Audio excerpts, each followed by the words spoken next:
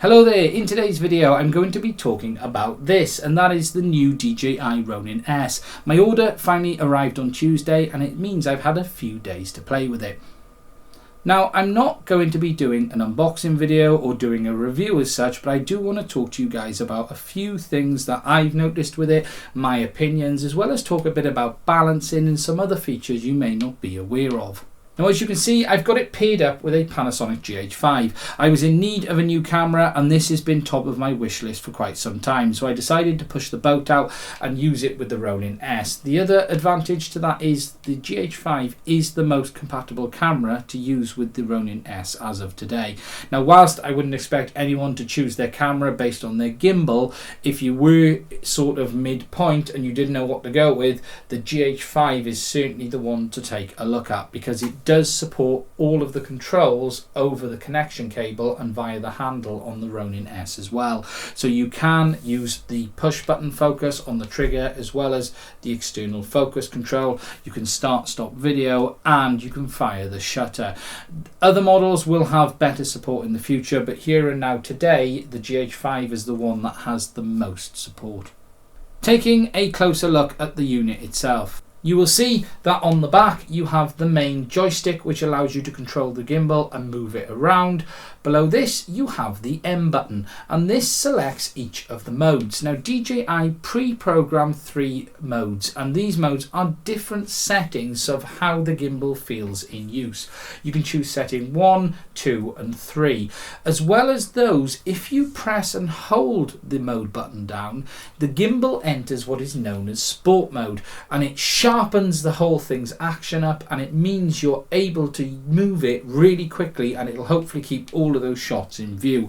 Now, something to be aware of, you can only have sport mode while pressing and holding it. However, there is no way of making it a permanent option, but there are some settings that you can adjust on these 3 modes, and you could change one of them to behave virtually identical to sport mode if you wanted to, and I'll show that in another video.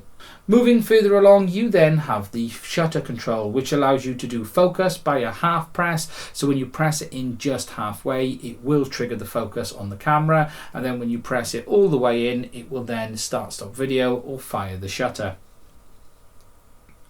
Moving around to the right hand side, you then have the power button on the unit itself. Now, something to be aware of is there's actually 2 power buttons on the Ronin S. This first one, which is on the gimbal itself, and the second one on the battery at the bottom.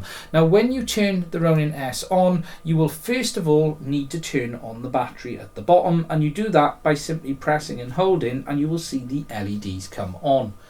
Then you will simply press and hold the main top button and the gimbal will fire into life, and you're then able to use it.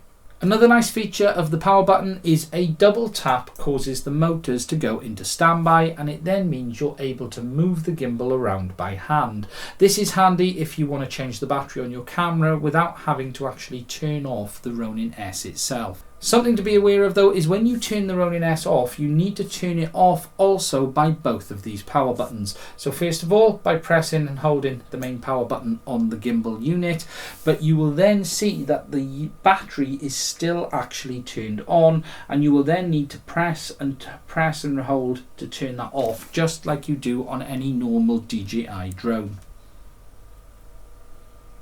Another thing you may have noticed is I've got my focus wheel on the right hand side, and the reason for that is I am what they class as ambidextrous, and I can do pretty much bugger all with both hands. But that means for me, being a lefty, I wanted my hand on the gimbal with the left and my right hand to control the focus. Now, you can simply swap it round. There is 2 Allen heads, which DJI also include Allen keys in the packaging with the Ronin S. You simply remove the plate off one side, swap the unit over to the other and push the screws in, and there's simply no other programming you need to do other than that.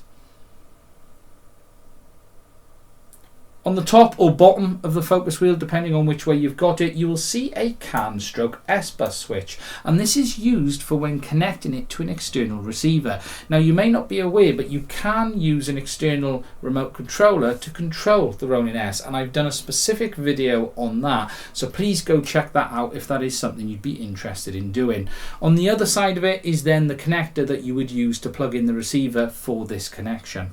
Moving under the bottom of the battery, you will see the 2 screw holes. Now you will notice that they have used helicoils in these because it is aluminium, and I suppose they want the threads to stand up to quite heavy use.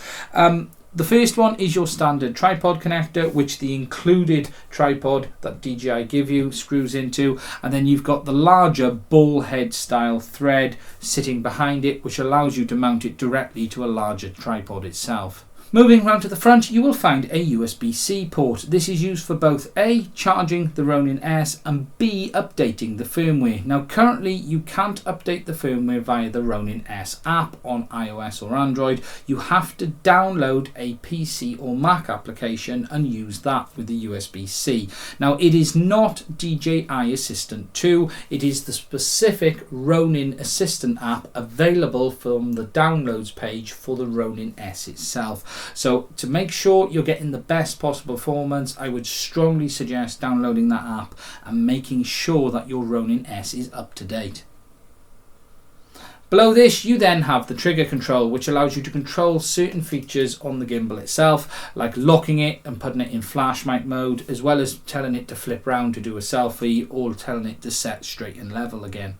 One thing to be aware of is whilst the battery handle grip is removable, there's no way to charge it on its own. It does have to be mounted to the gimbal body itself for charging. So whilst in the future the battery grips will be available, here and now you'd only be able to charge it with the main body itself. I suspect there will be a charge plate adapter that will be made available at the same time. However, here and now, if you did get hold of another base grip, or if you had more than one, you would need to charge it via the USB-C connector on the front of the main gimbal. Moving around to the camera end, you then have the main base plate, which contains the connector on the side for plugging in the DJI cables for controlling the camera or the infrared wand, and then on the front of that base plate you then have the 2 12-volt 2-amp outputs.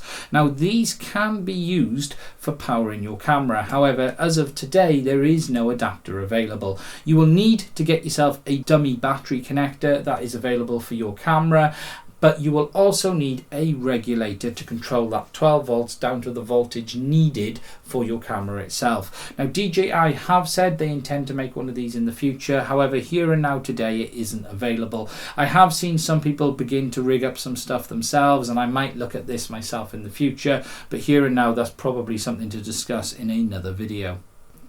Overall impressions, having used it for a few days, is that it is extremely well made. The second you take it out of the box, pick it up and use it, it is impossible not to see the build quality that DJI have put into it. They really are kicking it out of the park with the way their hardware is at the moment.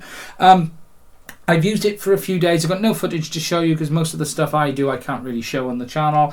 However, I've had zero issues with it so far. The one thing I can stress is you do need to update to the latest firmware. So make sure you do download that app from the Ronin S website and make sure that you do get that and update the firmware via the USB-C port on the front. Overall, as I said, the build quality is outstanding. It is heavy. I'm not going to get away from that fact. With the GH5 mounted on board, it weighs over 5 kilos. I bottomed my scales out and I decided not to take it any further.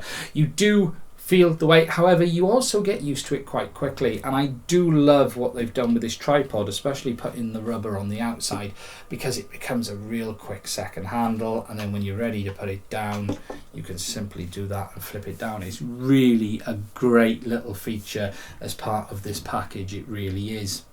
Talking a little bit about balancing, it does take a little bit of getting used to, and I am going to share with you guys my settings that I've currently got for the GH5. Something important to remember is you also have to balance the bottom yaw motor, and it is this arm you are seeing here. I've seen some people have problems and they always seem to miss this step. Now I am going to do a video on balancing specifically, and please do go check that out. As I said, I've been using it for a few days and overall I'm really impressed with it so far. I'm going to be doing a whole host of videos around some other features, so please do go check them out, including using it with a wireless receiver as well. Please do subscribe to the channel if you've enjoyed the content of this video, as well as use the links that are in the description for the video as well. If you would like to support the channel, they are there and they do help me keep the channel moving forward. Thank you very much for watching. Please do subscribe and I'll do another one again soon.